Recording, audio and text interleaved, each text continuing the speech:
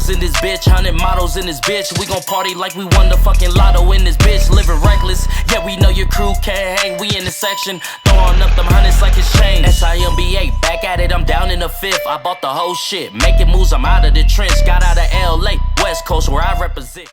This is top 3 videos with disturbing backstories part 4. Let's get it.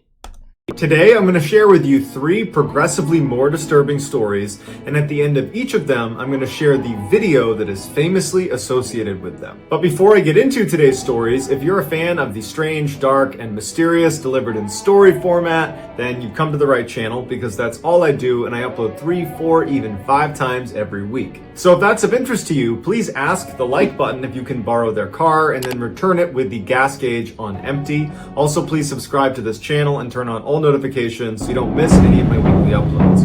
All right, let's get into today's stories.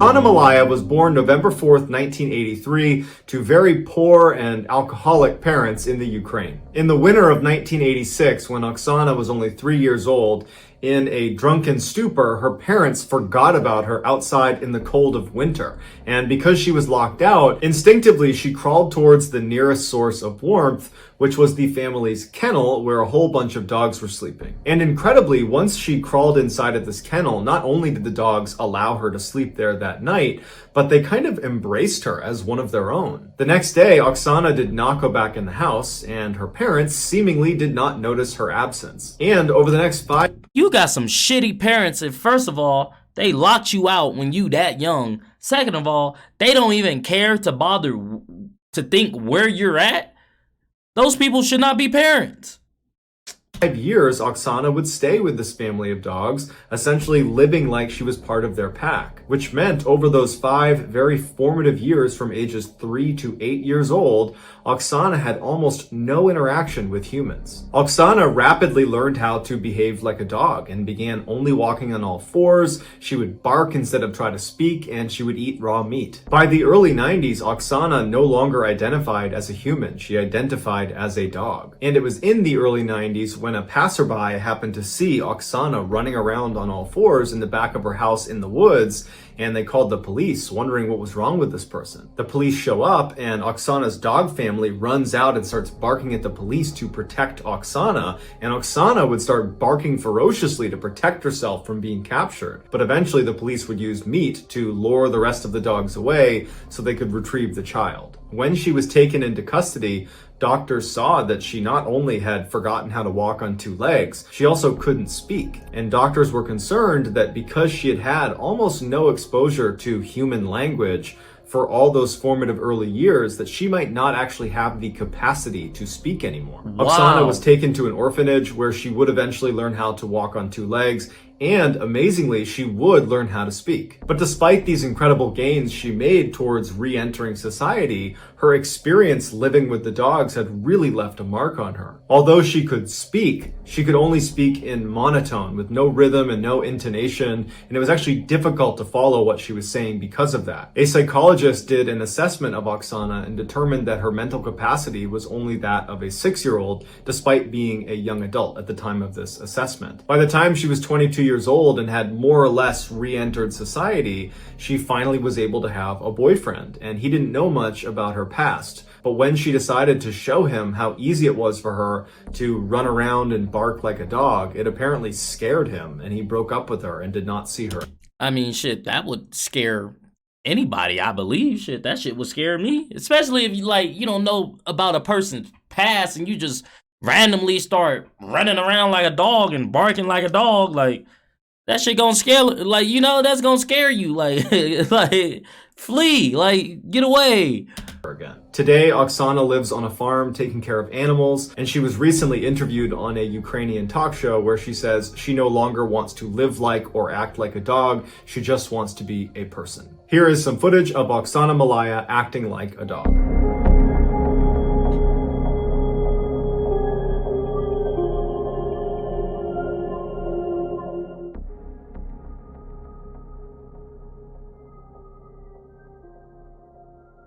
After being apart for many years, identical twin sisters Ursula and Sabina Eriksson were finally reunited on May 15th, 2008. Within 24 hours of their long-awaited reunion, the 41-year-old Swedish sisters boarded a ferry for Liverpool, England. They arrived in Liverpool at 8:30 in the morning on Saturday, May 17th, and their first stop was going to the St. Anne's police station, where Sabina would tell them that she's very concerned for the safety of her kids back in Ireland.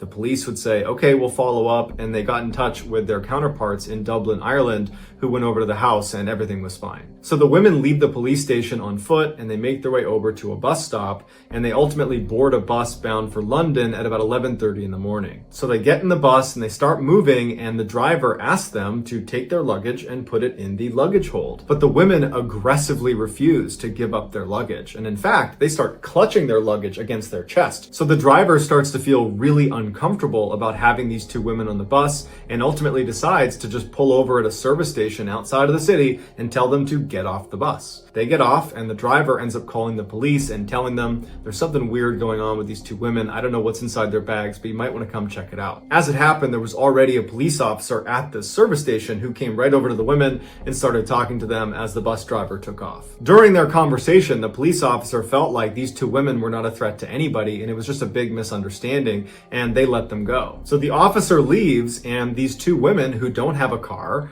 start walking down the highway on foot. Shortly thereafter, a security camera on the highway picks up the two women walking down the median of this very busy highway. And at some point, they try to cross the street. And it's obvious as you're watching this video that they're not going to make it. There's so many cars. And immediately, Sabina gets hit by a car. Now, Sabina was only grazed by the car, so she was okay. And she and her sister went back to the median of this highway.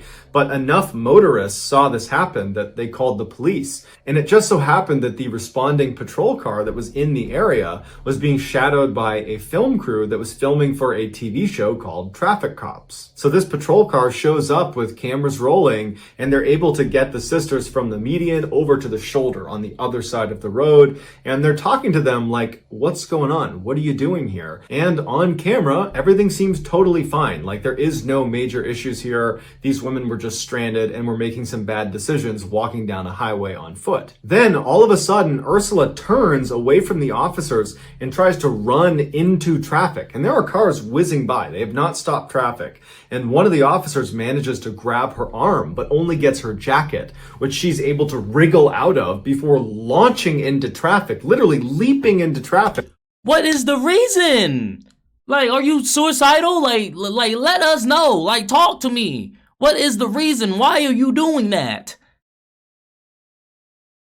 And gets hit by a huge truck going 60 miles an hour and gets thrown down the road. Literally a second later, as everyone's like, what is going on? Sabina yells, they're gonna steal your organs! And she leaps into traffic and gets hit by another car. Immediately, police run in the road, they stop traffic, and they go up to Ursula, who was the first to get hit, and they see her legs are definitely broken, but she's alive. As for Sabina, she was totally unconscious, and they didn't know if she was going to make it. When the paramedics finally show up, Ursula, who has the broken legs, fights to sit up, and they're trying to tell her, like, lay down, you're hurt, you have shattered legs, you're lucky to be alive, lay down. She's not listening. In fact, she's violently trying to sit up, and she starts spitting at the paramedics and the police and screaming obscenities at them like they're trying to hurt her. And they're like, we're the police, we're the paramedics, we're trying to help you. At the same time, Sabina regains consciousness, and even though paramedics and police are trying to keep her laying on the ground, she begins fighting her way up and is pushing the police off of her and finally stands up and literally... Wait, so y'all telling me that these cops looked at this woman, and was like, oh, nah, they good. Shit. She looked like she's straight out of the exorcism. She looked like she fresh out of the devil within. She looked like she'd been possessed for 82 years, okay? She out here fighting for her life, okay? And the devil is whooping that ass, okay? And you mean to tell me that this is the person that they were like, oh, nah, she's solid, she good, she normal. Yeah, that woman ain't normal. Look at her, bro. She out here tripping. squares off with one of the police officers and decks her in the face before running down the road. Police would have to run down the road after her and literally surround her as she's got her fists up like she's going to fight anybody that touches her, and they would have to tackle her to the ground and put her in handcuffs. She was about to Mike just Tyson to keep her from hurting herself. Both sisters would be transported to the hospital, and when they got there, they both apparently were acting normal again. Ursula, because of her broken legs, would be admitted to the hospital, and apparently she would stay normal and would eventually make a recovery and would be released. There were no charges pressed against her. As for Sabina, the doctors checked her out, and she didn't appear to have any injuries. So they released her, and she was brought to the police station to be charged for punching the police officer in the face. That day, Sabina would plead guilty to her charges and would be sentenced to 1 day in custody that she served that night. The next day, she was released. So Sabina leaves the police station on foot, and later that night, she's walking down the road when she sees two men walking towards her who were named Glenn and Peter. She stops them and she says, "Hey, I'm looking for a bed and breakfast. Are there any good ones nearby?" And Glenn would say, "You know, it's funny, I own a bed and breakfast. You can stay at mine." Initially, Sabina seemed hesitant, like perhaps this was a trap, but ultimately she agrees, and the three of them go back to Glenn's B&B. Once they got there, Sabina apparently was constantly looking out all of the windows, acting very paranoid, and then at one point she offers the men a cigarette, and the men accept, and she hands them their cigarette, and she's about to light their cigarettes when she suddenly snatches them out of their mouths and says, "Oh, these might be poisoned," and she throws them in the trash. Just before midnight, Peter leaves, and Glenn and Sabina go to sleep in their respective rooms. The next day, Glenn gets up to make tea and food for Sabina, who's downstairs in the kitchen, but Glenn realizes he's out of tea bags. So he goes outside and he hollers to his neighbor Frank and says, "Hey, can I borrow some tea bags?" Frank gives him the tea bags. Glenn goes back inside. About a minute later, Frank recalls seeing Glenn stagger out of the B&B, clutching his stomach, screaming, "She stabbed me." And apparently his last words were, "Frank, take care of my dog," before he ultimately died. Frank immediately calls the police, and Sabina immediately leaves the B&B and takes off running. She gets to a highway and she's running along the side of this highway, and a motorist named Josh sees Sabina running, and she's clutching a hammer that she's repeatedly hitting herself in the head with as What? Just what? You stabbed someone, killed them. Now you hitting yourself with a hammer? You can't tell me this woman ain't possessed. That's some possession shit, okay? I ain't never heard a story like that in my life. You can't tell me she ain't being like taken over by something, bro. She in a cult, she's sacrificing herself or something. There's something going on. as she's running. Josh drives well past her and gets out to try to intercept her, but as she's running past him, she pulls a roof tile out of her pocket and throws it and hits Josh in the head. She runs past Josh, who's now clutching his head and can't stop her. She gets to this bridge that overlooks another road and she leaps off. It's 40 feet to the ground, and when she hits the ground, she breaks both ankles and fractures her skull, but she lives and narrowly escapes being hit by another car. Eventually, police and paramedics are called, who transfer Sabina to a hospital where she once again is acting totally normal. Nothing like the crazy person that killed Glenn or was throwing roof tiles just hours earlier. Sabina would ultimately be arrested for murdering Glenn, and she would plead guilty to manslaughter, but she gave absolutely no explanation of why any of this happened. It was like she didn't understand and was a different person now. The defense claimed that although Sabina certainly killed Glenn, she should have diminished responsibility because she was suffering from a condition known as folie à deux. It's a French term that means madness of two, and basically it only presents itself in identical twins where one twin has a psychotic break and they transmit their insanity to the other twin. And amazingly, the prosecution accepted this claim, and they only gave Sabina 5 years for her crimes. Sabina would serve her 5-year sentence and was released in 2011, and to this day is a free woman. Here are some highlights from that film crew that captured Ursula and Sabina acting totally crazy on the side of the highway.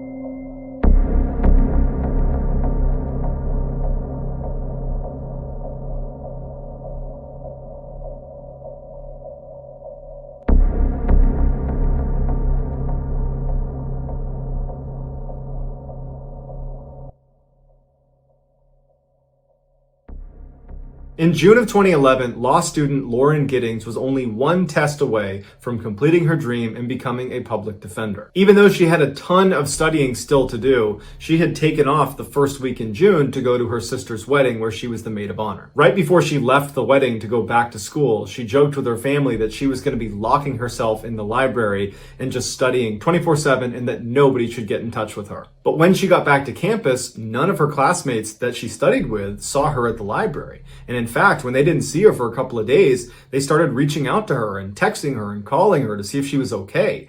But she never picked up, she never wrote back, and so no one knew what was going on with her. One of Lauren's classmates would reach out to Lauren's sister and would ask her, hey, have you talked to your sister at all? Because we haven't seen her. And Lauren's sister would write back and say, oh no, everything is just fine. Lauren told us before she left the wedding that she was going to be locking herself away and just studying 24/7, so I'm sure everything is just fine. But this classmate wasn't convinced because this felt very uncharacteristic of Lauren to not study at the library and then not to pick up any phone calls or text messages. So she would call the police and say, hey, can you please go check on Lauren's apartment because I think something's wrong. So a police officer goes over to Lauren's apartment and knocks on the door. Lauren doesn't answer. They try the door, it's locked. The officer goes outside and looks around the outside of her apartment. There's no broken windows. There's no obvious signs of a break-in. And so the officer leaves and says, I can't do anything else unless you guys file a missing person report. So a couple of days go by and there's still no word from Lauren. And at this point, Lauren's family is now concerned and they do file a missing persons report. So the police go back to Lauren's apartment. They try knocking. She doesn't come to the door. The door is still locked. So they get the owner of the apartment building to open up her door. And when they go inside, Lauren's not in there, and at first, it doesn't seem like anything is wrong until they notice her cell phone, her keys, her purse, and her laptop are all still in there. This made the police think there could be something sinister happening here, and so they went to Lauren's friends and family and they asked, does she have any enemies? Does she have any reason to be fearful for her life? Initially, they said no one would want to harm Lauren. Everybody loves Lauren. But Lauren's sister would say to the police that there was actually one comment Lauren made a year ago that now seemed a little bit more relevant. Lauren had just got back from a vacation and she noticed there were things in her apartment that seemed like they had been moved, like someone else had been here, but no one was supposed to be in her apartment. And so she told her sister, and the two of them talked about it a little bit, but it was quickly forgotten about because there wasn't a reasonable explanation, and Lauren was so busy with school, she didn't pursue it. After police have done a thorough investigation of the inside of Lauren's apartment, they move outside of her apartment and begin scanning the exterior of the building, and they make a huge discovery. An officer who was looking in the dumpster noticed this big black trash bag that looked out of place, and when he tried to move it, it was very heavy, and when they opened it, they found a human torso, and it was Lauren's. Right before this discovery was made, a news crew had shown up outside the apartment building and was trying to interview people that lived in the apartment complex because they had been tipped off that somebody who was living here had been missing for over a week and now police were getting involved. They saw what looked like a resident of the building looking visibly shaken up, watching the police doing their investigation, and they went over to interview him. It would turn out his name was Stephen McDaniel and he was Lauren's neighbor and he was a classmate of hers in law school. The interviewer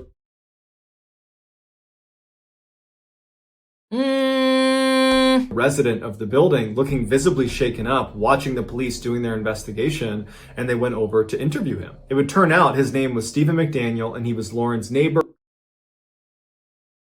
Yeah, he definitely did that. I don't know if that's where he's getting at right now, but I'm telling you right now, that man right there did that shit. Look at his goddamn bags under his eye. Man, that boy is a serial killer. That boy out here just chopping up people for show. There's no ifs, ands, or buts like that, man. He look like who did it and why. He out here tripping, man. And he was a classmate of hers in law school. The interviewer asked Stephen, what was your last interaction with Lauren?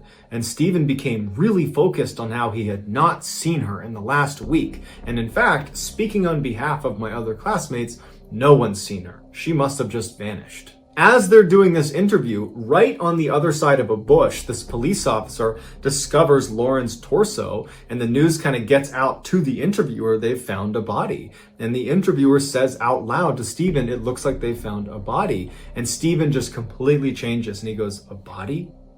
and then he goes completely silent to the point where the interviewer says, "Are you okay?"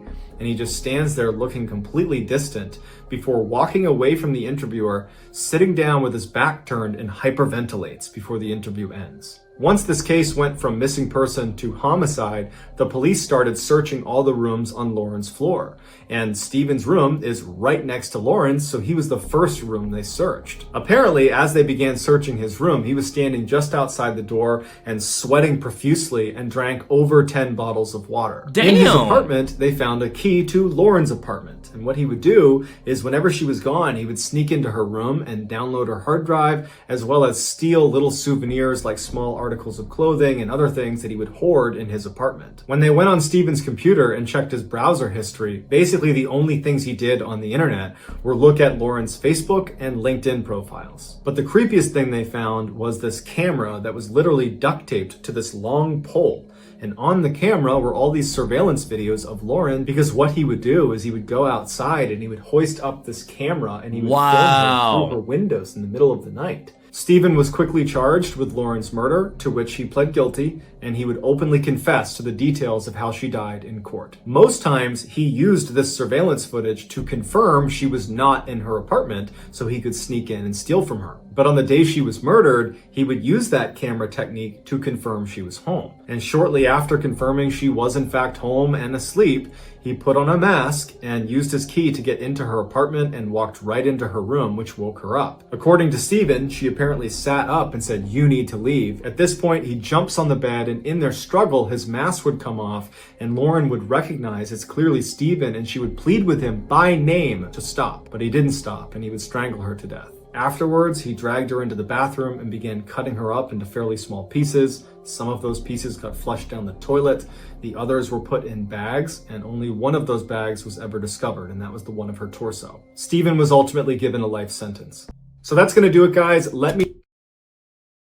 Once again, you can't trust nobody, man. No neighbors, no nothing, man. People are fucking sick, ill, sick in the brain, y'all.